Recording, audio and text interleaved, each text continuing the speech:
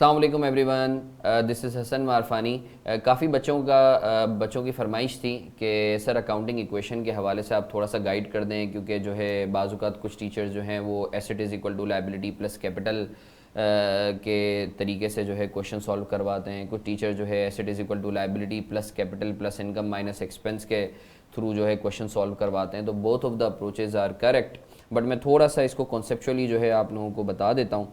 देखें, accounting equation actually mainly है क्या? Is the equation name suggest equation equal to, दोनों साइड्स इक्वल होंगी आपकी, ठीक है। अब देखिए, कोई भी बिजनेस होता है, आपको पता है हम जो अकाउंटिंग करते हैं वो बिजनेस की करते हैं।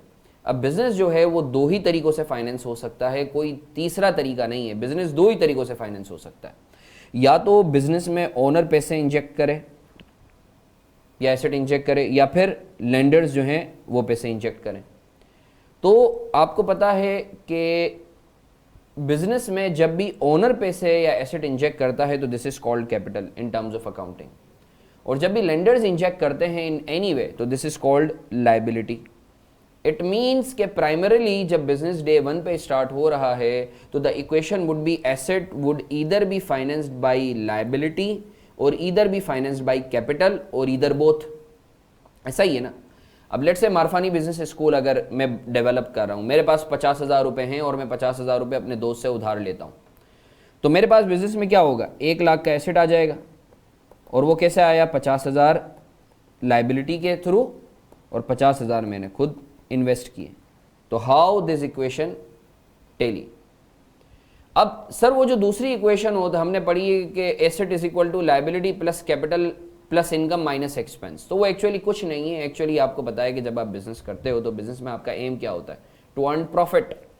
अब प्रॉफिट को अगर मैं देखूं तो देखें, प्रॉफिट इटसेल्फ कुछ भी नहीं है। Profit is a residual figure, it's a differential between income and expense. I minus E is equal to profit और लॉस। अगर इनकम एक्सपेंस से ज्यादा है तो it becomes profit, and if it's a flip side, income कम है expense है तो इट बिकम्स लॉस। और आपको पता है कि प्रॉफिट या लॉस किसका होता है? वो ओनर का होता है, मतलब कैपिटल का होता है बिजनेस में। तो क्या मैं अपनी इक्वेशन को ऐसे एक्सटेंड कर सकता हूं, A is equal to L plus capital plus और माइनस प्रॉफिट और लॉस, ऐसे लिख सकता हूं ना मैं? क्योंकि प्रॉफिट या लॉस अगर मैं बोलता हूं मैंने 100 रुपये बिजनेस में लगाए, 20 रुपये का फायदा हुआ है, तो मेरा कैपिटल अब कितना हो जाएगा? 120, क्योंकि प्रॉफिट भी मेरा ही है ना बीइंग एन ओनर बिजनेस में। या अगर मैं बोलता हूँ मैंने बिजनेस में 100 रुपये लगाए, मुझे 10 रुपये का नुकसान हो गया, तो मेरा आज कैपिटल कितना हो जाएगा? 90 रुपया हो जाएगा। तो प्रॉफिट प्लस होता है कैपिटल में और लॉस माइनस होता है। जैसे कि मैंने आपको बताया कि प्रॉफिट जो है it's nothing but just a differential between income and expense. तो अगर मैं प्रॉफिट या लॉस को और एक्सटेंड करूं तो can I write this asset is equal to liability plus capital plus income minus expense, ठीक है ना। तो यही वजह है कि जो आप लोग बाज़-औक़ात पढ़ते हो कि इस फॉर्मेट में कि A is equal to L plus C plus I minus E, तो एक्चुअली आई माइनस ई जो है it's nothing but it's just a profit और लॉस।